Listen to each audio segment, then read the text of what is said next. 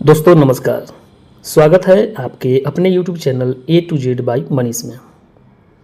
तो आज हम बात करने वाले हैं भारतीय संविधान के अनुच्छेद 12 यानी आर्टिकल 12 के बारे में।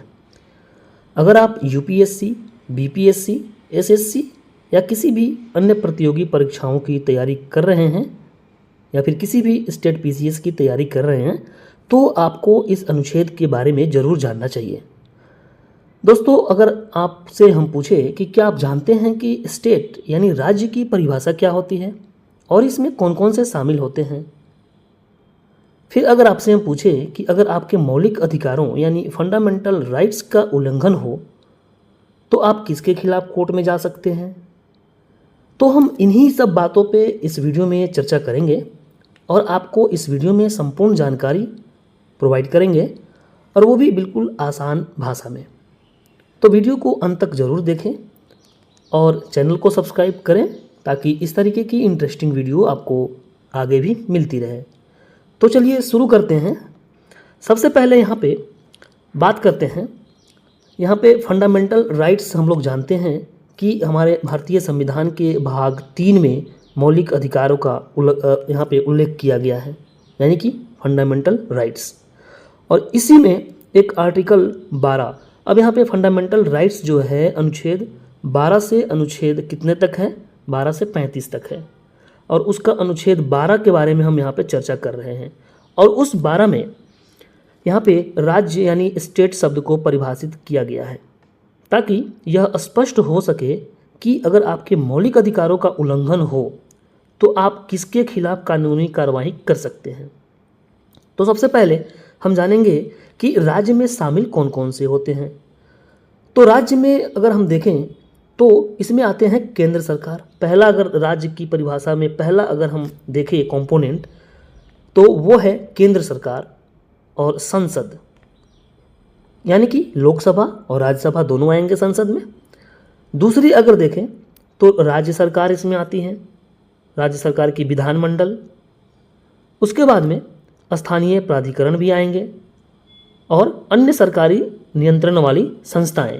अब स्थानीय प्राधिकरण और अन्य सरकारी नियंत्रण वाली संस्थाएं कौन कौन सी है इसके बारे में अगर देखें तो स्थानीय प्राधिकरण यानी लोकल अथॉरिटीज़ में नगर पालिका, पंचायत, जिला बोर्ड, नगर निकाय, सुधार न्यास, ये सब जो होते हैं ये स्थानीय प्राधिकरण यानी लोकल अथॉरिटीज़ के अंतर्गत आते हैं। बात करें अगर अदर अथॉरिटीज़ की तो इसमें वैधानिक और गैर वैधानिक, स्टैट्यूटरी और नॉन स्टैट्यूटरी संस्थाएं भी इसमें शामिल हैं, या फिर सार्वजनिक कार्य के लिए जो भी संस्थाएं होती हैं वो भी इसमें शामिल है, यानी राज्य की परिभाषा के चौथे कंपोनेंट में शामिल है। यानी एलआईसी, ओएनजीसी, सेल, ये सारी जो संस्थाएं हैं ये सब राज्य की परिभाषा के अंतर्गत आते हैं। यानी कहने का मतलब यह है इन सभी के विरुद्ध जो है मौलिक अधिकारों के उल्लंघन पर सुप्रीम कोर्ट में या फिर हाई कोर्ट में आप सीधे कानूनी कार्यवाही कर सकते हैं। यानी अनुच्छेद 12 क्या कहता है, अगर हम समराइज करें तो अनुच्छेद 12 यह सुनिश्चित करता है कि राज्य अपनी शक्तियों का दुरुपयोग न करें और अपने नागरिकों को उसके मौलिक अधिकारों की रक्षा के लिए सीधे तौर पर सरकार या सरकार द्वारा नियंत्रित संस्थाओं के विरुद्ध सुप्रीम कोर्ट में अनुच्छेद 32 और हाई कोर्ट में अनुच्छेद 26 के तहत जाने का अधिकार देता है। यानी अगर कोई नागरिक है और सरकार या सरकार द्वारा नियंत्रित संस्थाओं के द्वारा अगर उसके मौलिक अधिकारों की सुरक्षा करनी है, यानी अगर उसके मौलिक अधिकारों का हनन हुआ है तो वह सुप्रीम कोर्ट में अनुच्छेद 32 के तहत और हाई कोर्ट में अनुच्छेद 226 के तहत जा सकता है। यानी यह अनुच्छेद जो है नागरिकों को न्याय पाने का अधिकार देता है और राज्य को जवाबदेह बनाता है। अब इसका फ़ायदा क्या है, इसका असली फ़ायदा क्या है कि वहाँ पे जो भी राज्य के अंतर्गत संस्थाएं हमने अभी पढ़ी उसमें से अगर कोई भी मौलिक अधिकारों का हनन किया तो आप उन्हें राज्य मानकर सीधे कोर्ट में जा सकते हैं, सुप्रीम कोर्ट में जा सकते हैं और हाई कोर्ट में जा सकते हैं। दोनों में से किसी में आप जा सकते हैं। सुप्रीम कोर्ट में अनुच्छेद 32 के तहत और हाई कोर्ट में अनुच्छेद 226 के तहत जा सकते हैं। तो यह प्रावधान सुनिश्चित क्या करता है कि आपकी स्वतंत्रता और अधिकारों की रक्षा हो और कोई भी सरकारी या सरकार की नियंत्रण वाली संस्था जो है आपसे मनमानी ना कर सके। तो ये इस अनुच्छेद 12 के बारे में यहाँ पे इसका फ़ायदा था और अनुच्छेद 12 को हमने यहाँ पे देखा कि किस तरीके से राज्य को परिभाषित किया गया है और क्या क्या इसमें बताया गया है। अब इस पे एक दो हम यहाँ पे क्वेश्चन करते हैं। सवाल में बोला गया है कि निम्नलिखित में से कौन राज्य यानी स्टेट की परिभाषा में अनुच्छेद 12 के अंतर्गत शामिल है।